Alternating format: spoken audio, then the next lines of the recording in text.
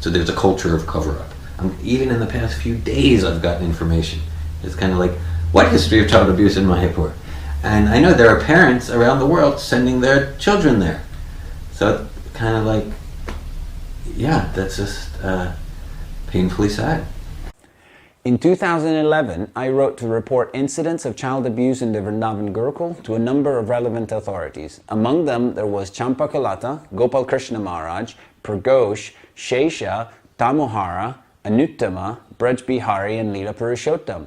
I pointed out that the inexperienced staff and the lack of adequate supervision created an unhealthy environment which was not conducive to the safety and well-being of the children.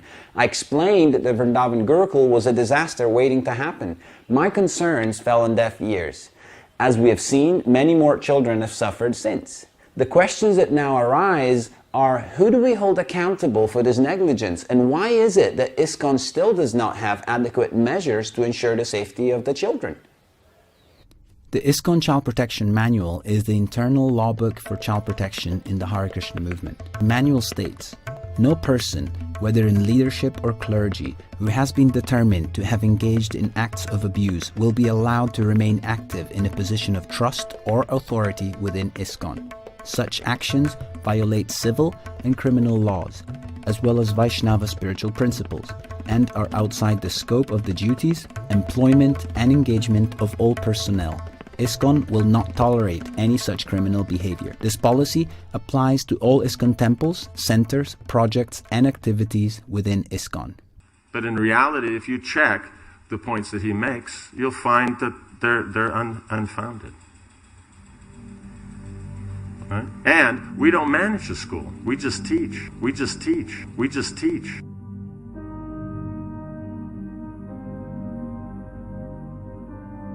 Indradyumna Maharaj, who is a long-standing friend and supporter of Bhakti Vidyapurna Maharaj, is also the guru of Champakalata and Sri Radhe. In 2011, Indradyumna Maharaj was posting these pictures of children in bikini on his Facebook profile. Without speculating on what may have been Maharaj's motives, from a purely social perspective, this is highly inappropriate. Champakalata cannot be expected to approach her spiritual master and take any adequate measures to rectify his conduct. It is claimed that Indradyumna Maharaj financially supported Kiranash Das while he lived in Vrindavan, and that when Kiranash was arrested in Mathura, Maharaj made arrangements to pay for his bail money and to fly him back to the USA. Kiranash is accused of having sexually abused many children over the years. With their actions, spiritual authorities set the examples for society. For this reason, their need to be cautious about the repercussions of their choices is far greater than what would be expected of you and me.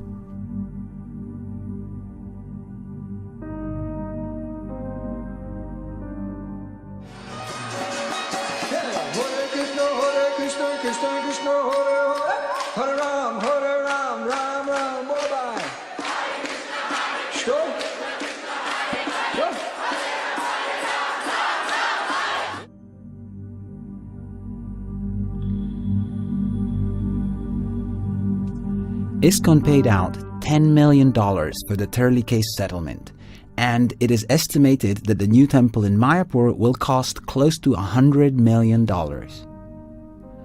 What would happen to donor confidence if it became known that Bhavananda and Satadanya, two known pedophiles, are involved in the construction of the temple in Mayapur, and that child protection in ISKCON is still undervalued and underfunded?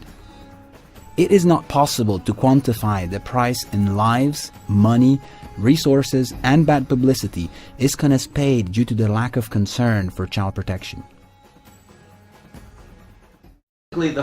Each year the funding dwindled. And so, okay, the funding, what was the funding? I'm going to say in the first year, if I'm pretty clear, it was more than 150,000 for the year, and that included administrative expenses and travel and office expenses, and it was more than 150,000. A few years ago, Pragosh Prabhu wrote me a letter suggesting that the leadership of ISKCON is concerned with the welfare of the children, but that quite simply the GBC resources are overstretched as it is.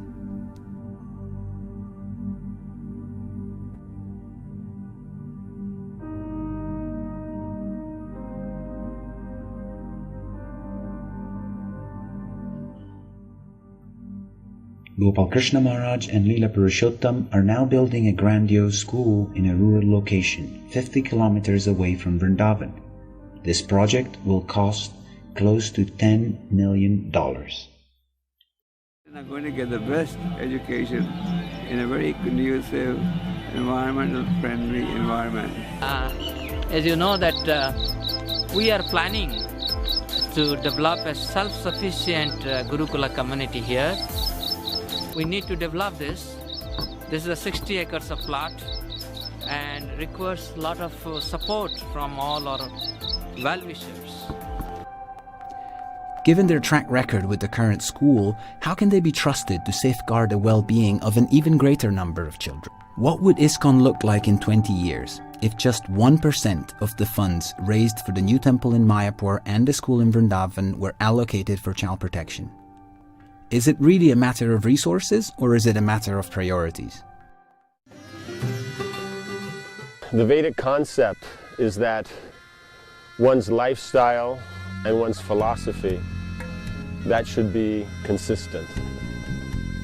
That otherwise then one's life and what one's values may be different, and that will cause disturbance on the mind, in the intelligence, and in one's identity, and therefore will cause social unrest.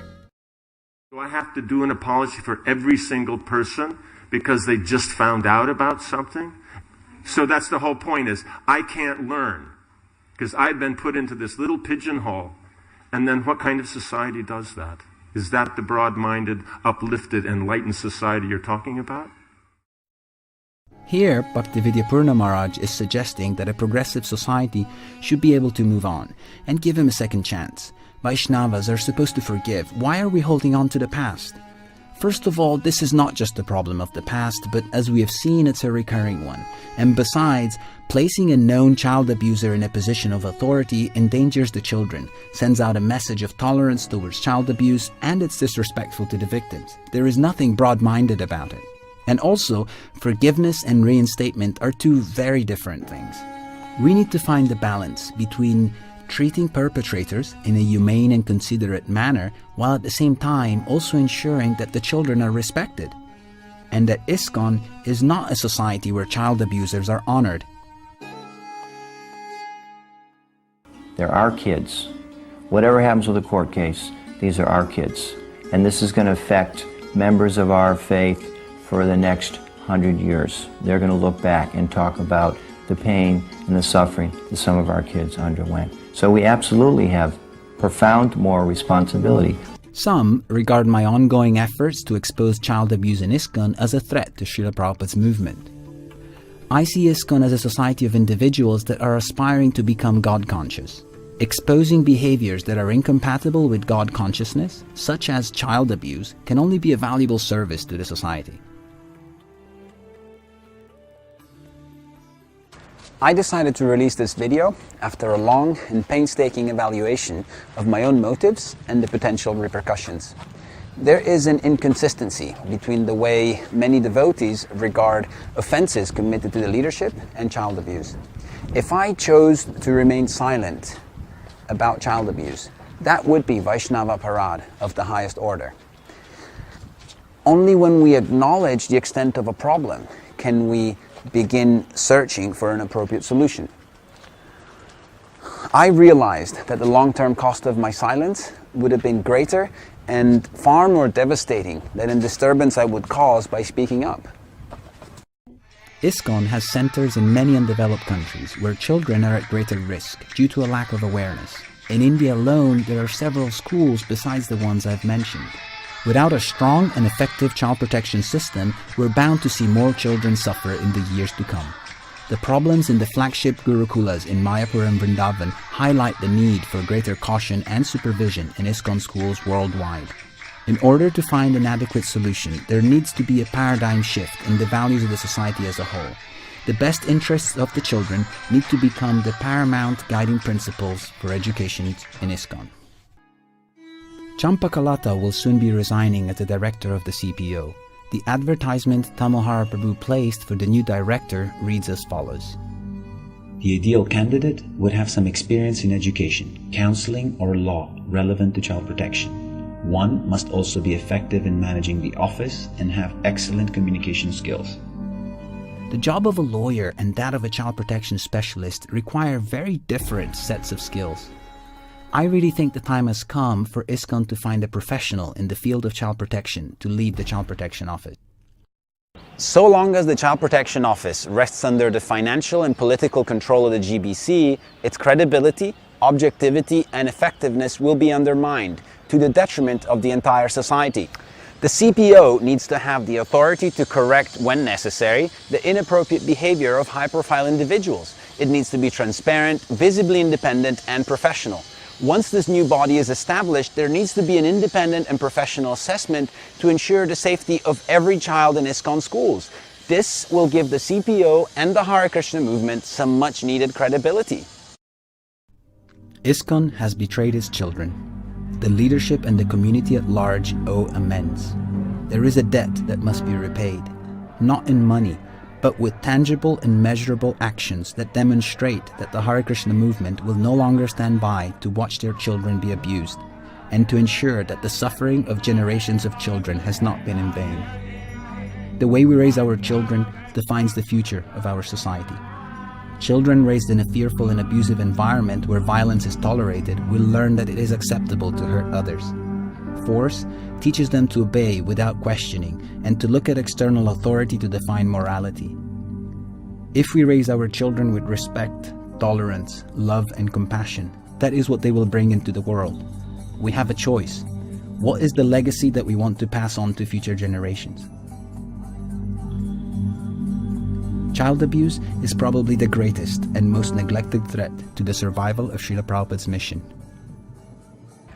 I have shared with you my observations. I now invite you, the viewer, to draw your own conclusions and come up with possible solutions for the children of Krishna.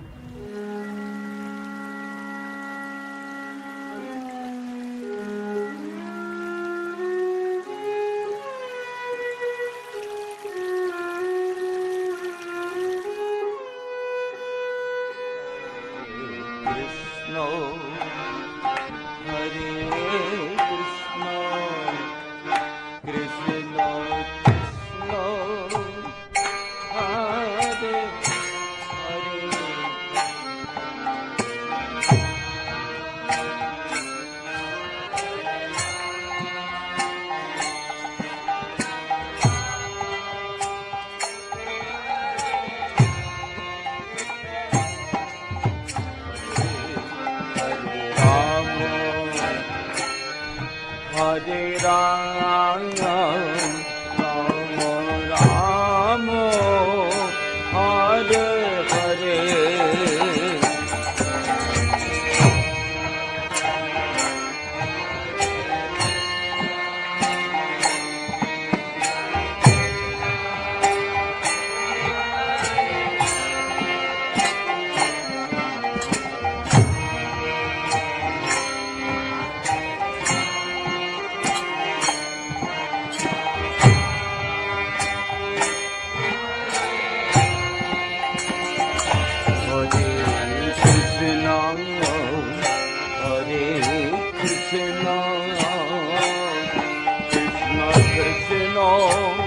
Please sign this petition for the implementation of zero tolerance on child abuse in ISKCON and the formation of an independent child protection body.